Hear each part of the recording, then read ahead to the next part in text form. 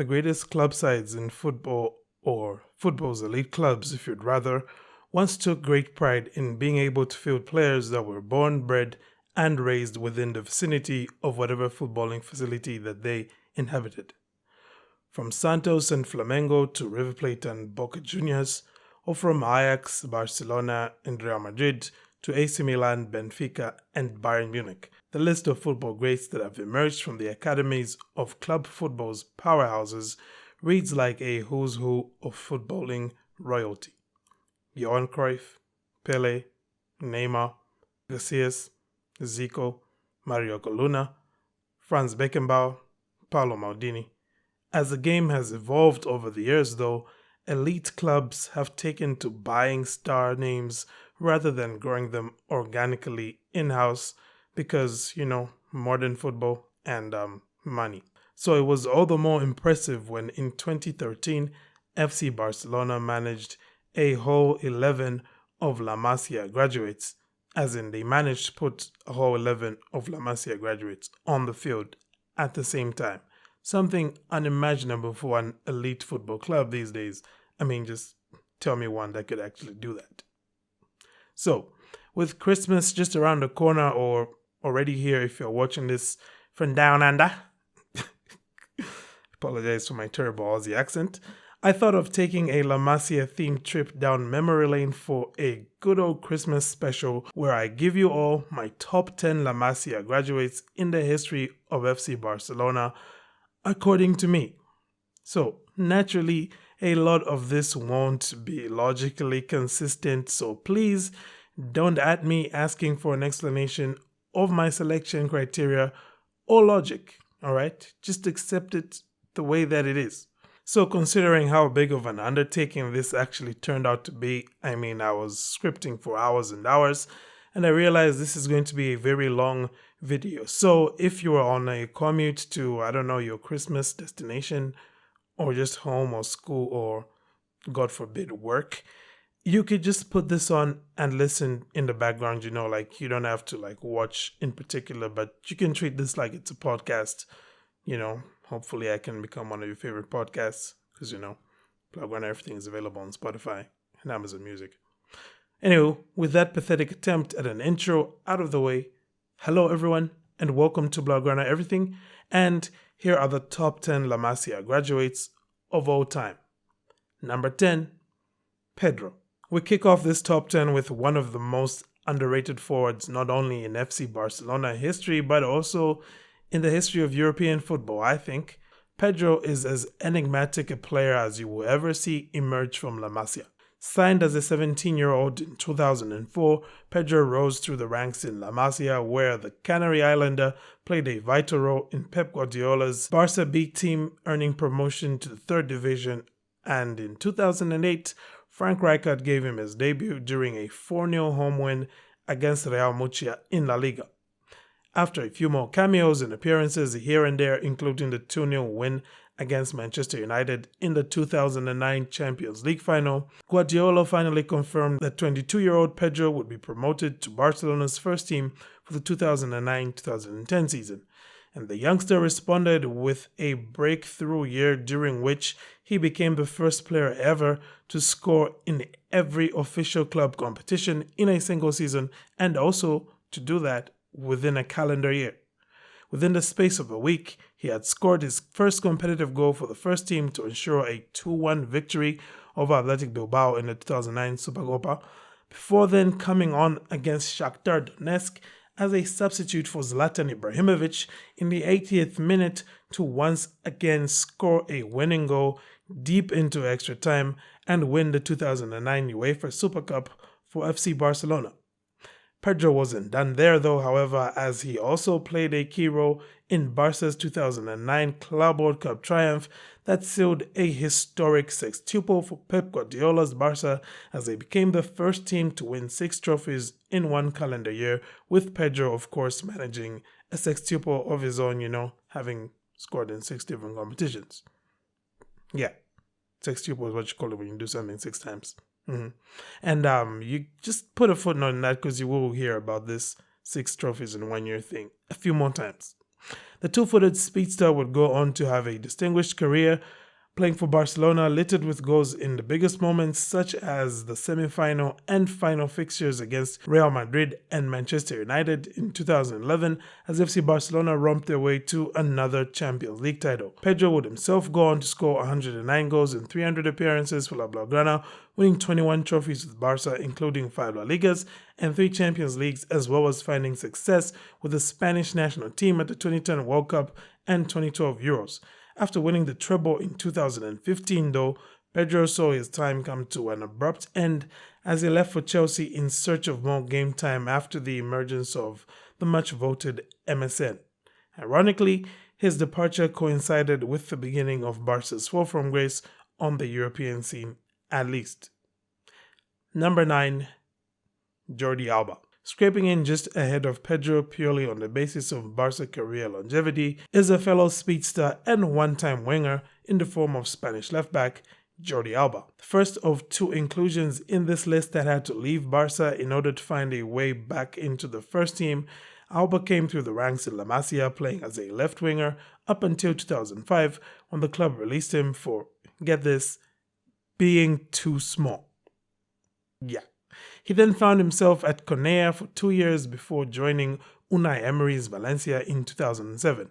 It was at Valencia that Alba underwent a transformation from so-so winger to explosive fullback, and after an impressive Euros during which he roved from left-back, sprinting the full length of the pitch to score in the final against Italy, Barcelona were watching and asked Valencia exactly how much money they wanted for Alba, and one quick negotiation later, Alba was back at Camp Nou as a starter.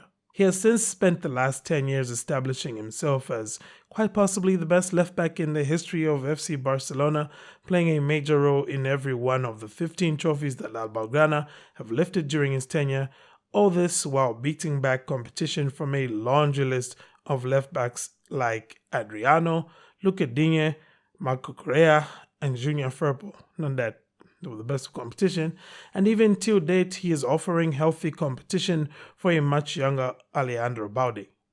Now heading into the final year of his current contract for Barca, his quality has dropped off a bit from the force of nature that he was in his peak, but he is still capable of the odd moments of brilliance. Number 8. Gerard Pique. It's pretty disingenuous of me to suggest that a man I touted to you all as one of the most important players in the adoption of ball-playing centre-backs in the modern game, just about a month ago, couldn't get any higher than 8th on the list of best La Masia graduates ever. Worse still when you consider the fact that Pique is arguably the most Kool-Aid of all the players in this list, especially since Madridistas would have zero hesitations in calling him a culo, actually. But despite his gargantuan service at the heart of some of Barca's and history's greatest ever teams, Barca and Spain, 8th was as high as I could place Gerard Pique. Pique got his start with Barca in '97 when he joined La Masia at the tender age of just 10.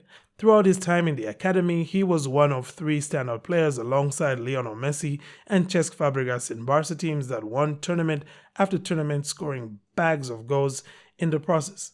In 2002 and 2004, however, 2 of those 3 standout players were snatched up by English teams as Fabregas joined Arsenal and Pique left for Manchester United. Like Jordi Alba though, Pique returned to Camp Nou and made his debut for FC Barcelona in the summer of 2008. The rest, as they say, is 30 domestic, continental and international trophies wearing Blaugrana. Or history, if you'd rather. Pique officially announced his retirement from football as he bade a tearful farewell to the Camp Nou faithful just 1 week prior to the World Cup break last month in November. What Pique left behind is a blueprint for all future centre-backs that they will be wise to follow if they hope to find success whilst clad in Azulgrana. Number 7. Victor Valdes. I suppose this placing may trigger even more shock than the last one did, as I am sure I'll have 2 schools of thought on this. Firstly, the OGs will ask how Victor Valdes did not finish higher than 7th. Then secondly, the new wave will ask how Victor Valdes finished as high as 7th. To the OGs, I'll say that in some large part it has to do with how surprisingly easily it went for Barcelona to replace Valdes, which probably speaks more to the talents of Ter Stegen than anything else, but also because the names I have ahead of Valdes in this list are players who I feel were more crucial to the dizzying heights that Barcelona ultimately reached. Meanwhile, to the new wave, I'd say just go back and watch the 2006 Champions League final win if you want to see how good Victor Valdes actually was. Having said all of that, 23 career trophies is a mind-boggling amount of success for any goalkeeper from any club in any era. Valdes started his career with Barcelona's youth team when he joined from Peña Cinco Copas, I hope I pronounced that right, on 1st of July 1992 as 10-year-old, just like Gerard Pique. He then rose through the ranks of Barca's youth teams, and 10 years later, as a 20-year-old, he made his first team debut in 2002 and soon found himself playing regular first-team football by the second half of the 2002-2003 season. His first team career would then go on to span 12 seasons, during which Valdes made 536 first-team appearances for Barcelona across all competitions. His Barca career sadly came to an end after a horrible knee injury ruled him out of action during the final stretch of the 2013-14 season as Barca vied for La Liga. Despite the anticlimactic end to his career as he went on to sign for Manchester United, then Standard Liège and finally Middlesbrough, Victor Valdes will always be remembered by Culés and the avid followers of the game for being one of the first ball-playing goalkeepers to find major success at the highest level and for being the man between the sticks for history's greatest ever club side. Number 6, Sergio Busquets. At this point of the list, we start to get into dropping the names of players who I personally will refer to as the irreplaceables. And who better to kick things off with than the current FC Barcelona captain, Sergio Busquets. Busi joined Barca in 2005 as a 16-year-old and quickly made his way up from under-18s to the B team and finally the first team within the space of just 3 years. I can't possibly think of any player in the recent history of football who has had better rookie and sophomore years as a professional footballer than the ones Sergio Busquets had. A contemporary of Pedro, Busquets was one of the standout players in Pep Guardiola's Barca B team that won promotion in 2008. Unlike Pedro though, Busquets graduated directly into Barcelona's first team upon Pep's appointment as coach, and at just 20 years of age, Busquets would go from competing with Yaya Toure for minutes at the pivot position at the start of the season to outrightly benching the Ivorian as Busi became a crucial part of Barca's sextuple winning team. As if that wasn't enough, Busi would see his meteoric rise continue throughout the 2009-2010 season as he eventually also became a regular for an undefeated Spanish team that then went on to bring home their country's first ever World Cup trophy. Further success would come for both club and country in the form of a Euros title as well as 2 more Champions League titles, including another treble in 2015, during what were Busi's peak years, to be quite honest. Sergio Busquets is without a doubt one of the finest midfielders Barcelona ever produced, and with the tutelage of Pep Guardiola, the midfield of Xavi, Iniesta and Busquets worked wonders for the club. Ultimately, Busi is best summed up by the following statement made by Johan Cruyff during El Pupo's debut season. Positionally, he seems like a veteran with or without the ball. With the ball, he makes what is difficult look easy. He disposes of the ball with 1 or 2 touches. Without the ball, he gives us a lesson, that of being in the right place to intercept and running just to recover the ball. Now, before I go into my top 5, I just wanted to say that if you're still watching or listening and you're actually enjoying this, please leave a like and a comment for your boy. Give me a fighting chance against the algorithm gods. And if you would be so kind, subscribe to the channel as well. Number 5, Carles Puyol. Okay, so coming in at number 5 is Barcelona's iconic mop-headed number 5, And of course, the man from whom Sergio Busquets inherited his number 5, Captain Caveman himself, Carlos Puyol. One of the finest defenders of his period and probably one of the best for FC Barcelona and to have emerged from La Masia, Carlos Puyol joined the famed academy in 1995 at the age of 17, before then climbing all the way up to the senior team by the summer of 1999, just 4 years after joining Barcelona. A very charismatic and passionate leader who captured the hearts of many admirers, both amongst culés and rivals, Puyol is quite honestly one of the most adored players to have come out of La Masia. But don't for a second think that his style of play was in any way adorable.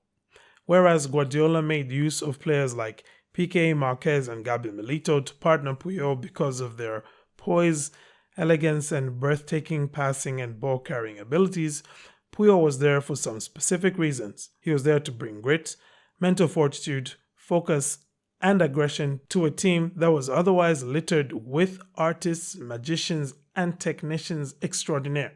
He was the one that made sure to keep everyone in check, on pitch, in game, almost like a chief whip of sorts who ensured that everybody around him gave their best whilst wearing that red and blue shirt.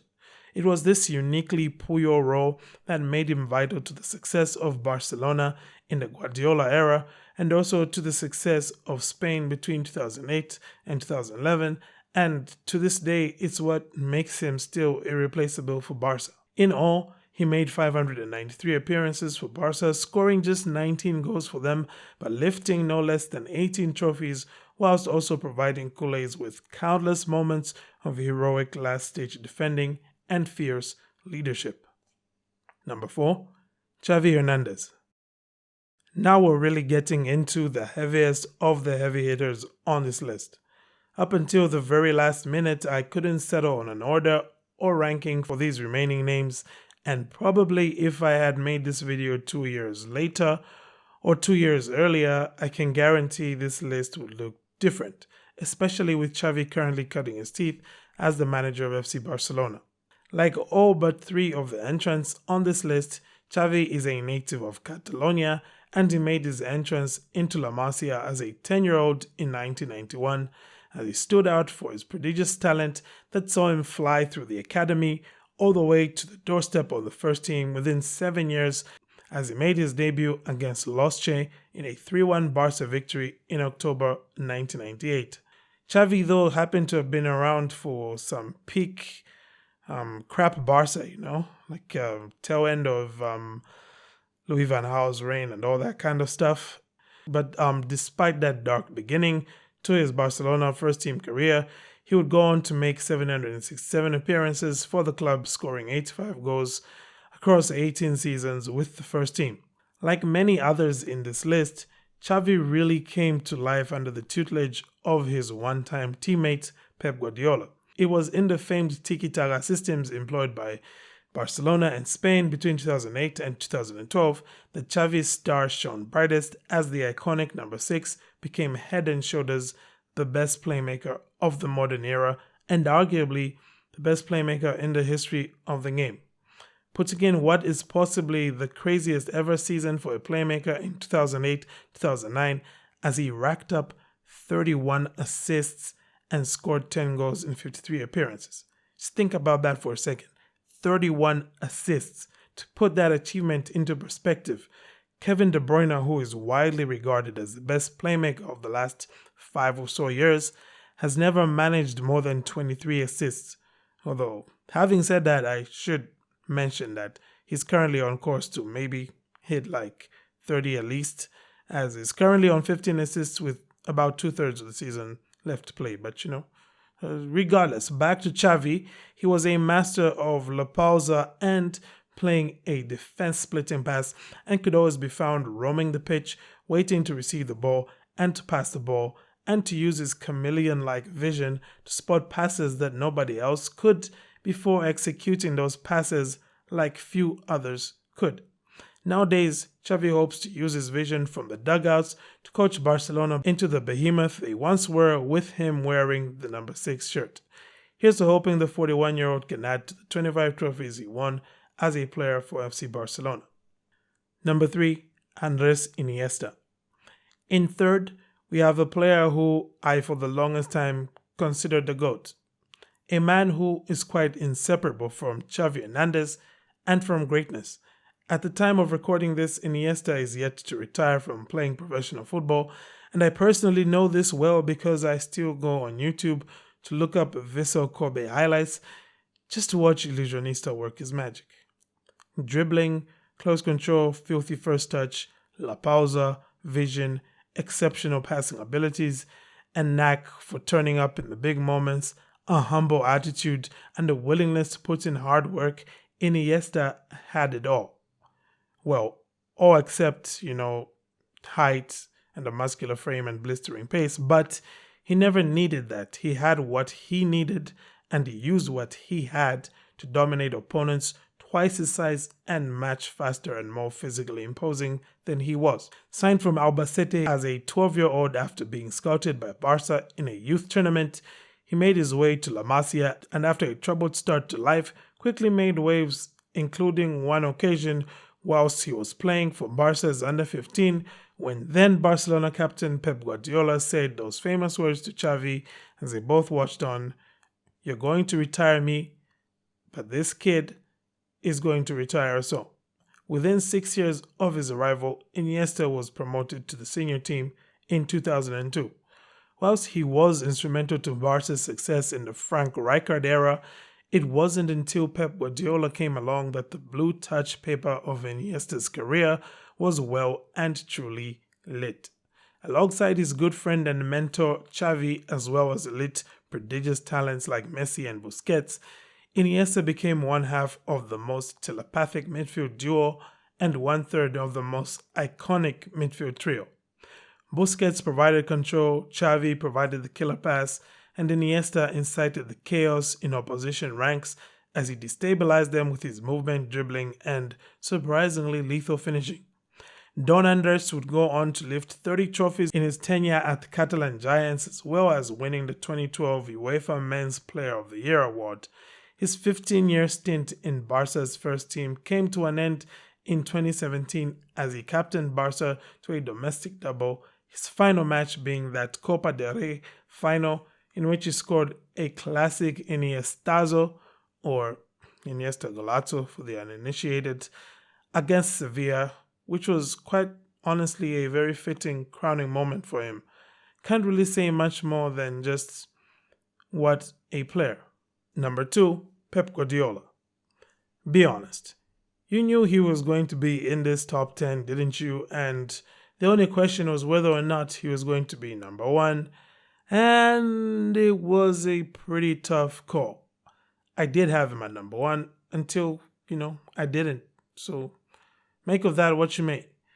These days, the youths are so uneducated about football. You see, the other day, I had a conversation with a young Manchester City fan who seemed to be unaware of the fact that Pep Guardiola is quite possibly the most Kool-Aid person involved in football management at this point in time. Nurtured at the breast of peak Cruyffist La Masia, Guardiola joined the academy in 1984 as a 13-year-old boy after years of working as a ball-boy for the Catalan Giants. He played for the senior team for 11 years, where he first came to prominence as a central defensive midfielder or pivot in Johan Cruyff's famous Dream Team. He then went on to lift 6 trophies during his tenure at the club before leaving in 2001 for Brescia in Serie A. It wasn't, however, until Pep Guardiola had returned to FC Barcelona as a coach that he would go from A-tier club legend to a God-tier football legend and household name. Prior to being appointed as first-team coach, Pep Guardiola said the words to Laporta, "If you promote me, I'll win you everything." Something that in hindsight sounds prophetic, but at that point in time, one could have been forgiven for seeing such talk as a sign of arrogance. Laporta trusted him though, and after a busy summer that saw the likes of Deco and Ronaldinho leave, with the likes of Pique and Valdes being signed, and Busquets being promoted to the senior team, Guardiola took pretty much the same Barca team that had 1 year earlier just finished third under Rijkaard, and he went on won, an unprecedented 6 trophies in one calendar year with basically that same team in his debut season. But Pep didn't stop there though, as he went on to create a Barca team that was so formidable that they are widely regarded as one of the best club sides in the history of the game. Under Pep's tutelage, the likes of Messi, Iniesta, Xavi, Busquets, Pique, Valdes all blossomed into some of the best footballers of their generation. Quite simply, Pep Guardiola is the man that made it possible for Barcelona to reach a whole new level of success on a scale previously unseen by anyone, and all whilst playing the most entertaining football the world had ever seen. Number 1, Lionel Messi. But of course, who else was going to top this list? The third non-Catalan player on this list after Pedro and Iniesta, and the only non-Spaniard. Much has been said during the storied career of a man who overcame great odds throughout his life in order to be able to play football, but also to finally get the respect he deserves. The Argentine is not only a player, but also something like a state of being for Barcelona fans. During the just ended World Cup, he gave us precious moments during which I, as a neutral fan during Argentina matches, couldn't help but find myself cheering on La Albiceleste because what I saw from Messi triggered memories and emotions of the countless times that I had watched him make the unthinkable possible against all manner of foes and opposition for Barcelona. Flashes of those 778 matches during which he scored 672 goals, a huge majority of which I watched in live pictures. From being the world's best teenager to being the world's best winger, to then being the world's best inside forward, to then being the world's best false nine, to then being the world's best wide playmaker, and now finally the world's best advanced playmaker.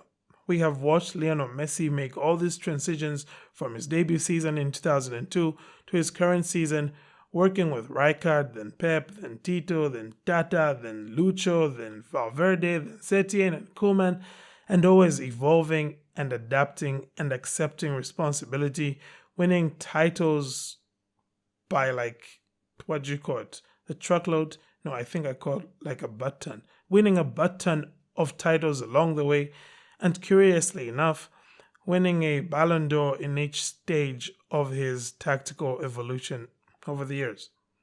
So, 7 Ballon d'Ors, 7, and right now he's in his 8th form, so probably 8th Ballon d'Or coming as well. It was hard to make the decision between Pep and Messi for top spot, but ultimately I went with the little magician from Rosario, with my reasoning being that as much as Guardiola provided the platform for Messi to enter greatness, Messi would have still walked through that door of greatness at some point in his career. Pep was simply, and I use the word simply rather loosely here, in its most diluted term, Pep was simply the catalyst that hastened the process of Messi achieving greatness. I honestly don't know what else to say. If it's stats you want, he had those, winning a ridiculous 35 trophies along the way with 6 different managers before the inevitable painful departure that saw him uprooted from his second home of Catalonia, joining PSG. He will forever, though, be a Kool-Aid and without a doubt the greatest La Masia graduate that we have seen to date. So, that's that, guys. That's the top 10 La Masia graduates of all time. If you're still listening at this point, you are honestly a champ and you deserve all the best things that life has to offer you. And I hope you can leave your thoughts in the comment section as well. Just let me know what you think about this video and all of that kind of stuff. But thank you again for tuning in. Have a great day and Forza Barca.